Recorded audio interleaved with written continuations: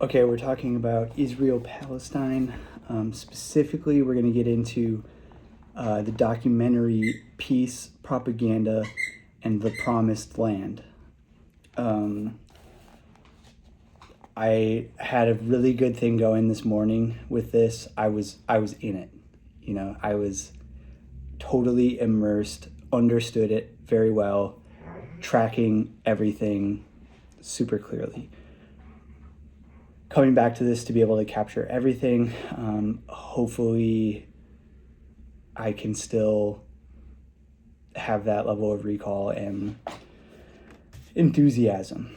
I am going to do the whole spiel again, but I will say that one's probably better, at least the first part. It matters. And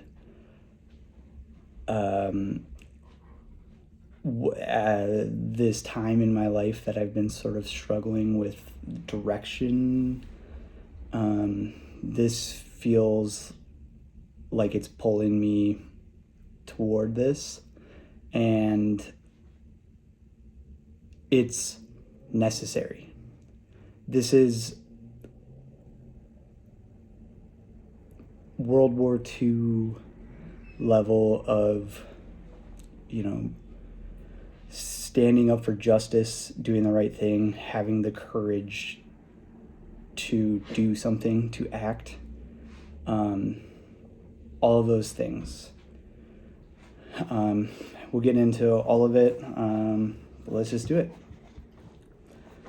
Okay, actually, before I get into all of this, what I did last time, little bit of preface here.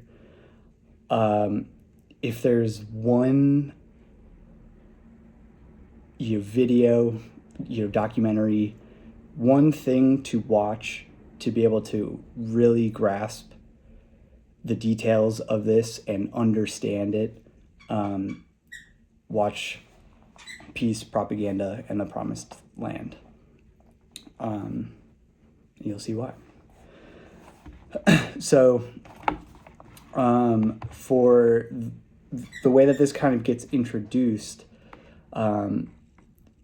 is talking about or really highlighting the fact that Palestine is occupied by Israel.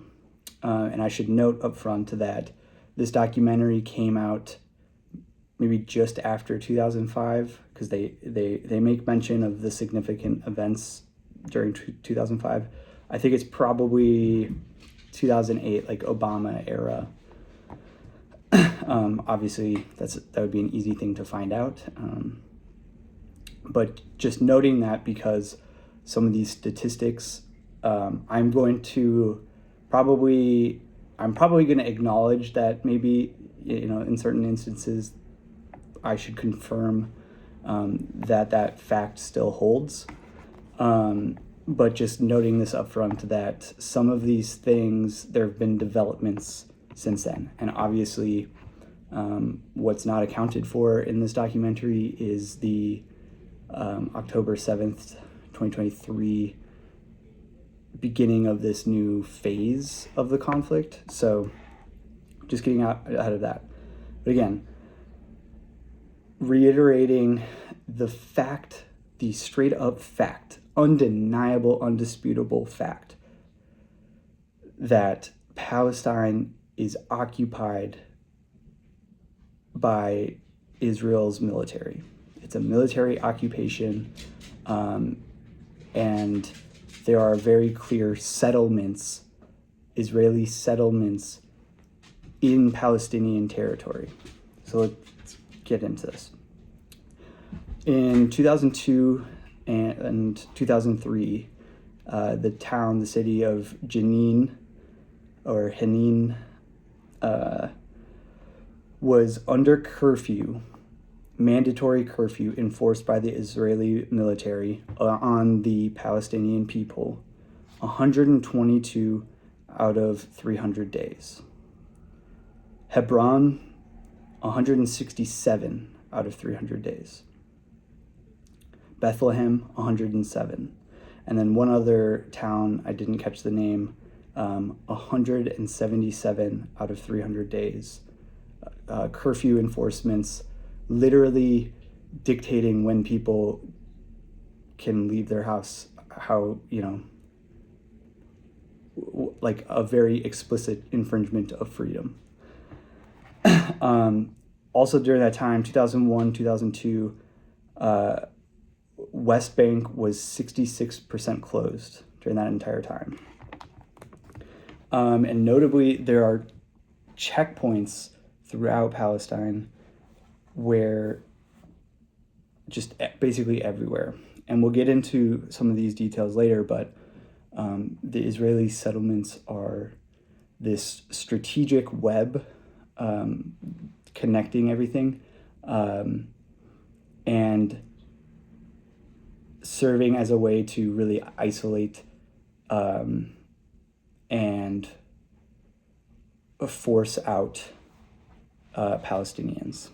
And so these checkpoints, right, there are these arbitrary standards enforced by the Israeli military, permits to allow you to walk down certain roads at certain times. And they can just arbitrarily determine that that permit is invalid for whatever reason they feel like saying at that moment. There's videos, there's clips in this documentary, people just trying to get home. They left, the checkpoint changed, or their permit was denied, right? They tell them to take a different route.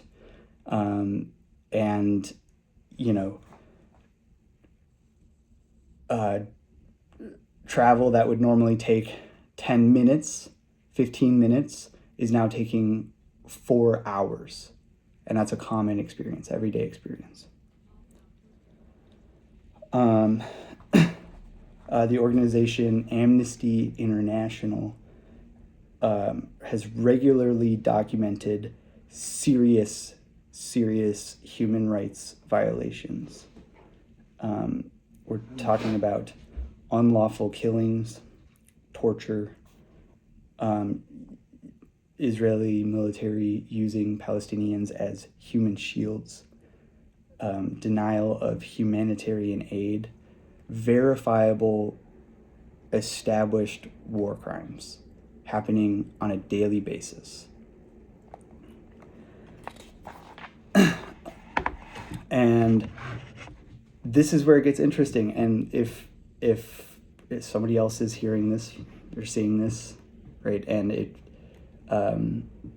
feels weird to hear those things, that's because the void of coverage from the Palestinian perspective is such that people have no idea how bad it is. They're not seeing it. They're not even hearing about it. They have no idea that it's even happening. And part of that leads into this next idea that essentially Israel is, they kind of tee it up like Israel is waging two wars. One is the military occupation of Palestine. But the second is a PR war, a public relations war. Their PR efforts, which are their goal of their PR efforts explicitly in writing, are to maintain U.S. media support.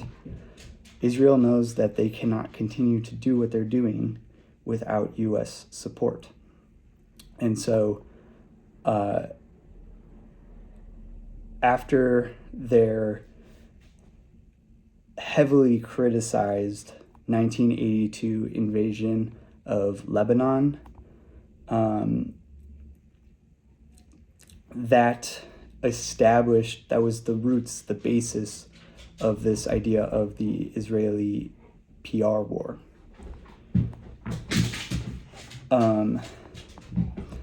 In that 1982 invasion of Lebanon, thousands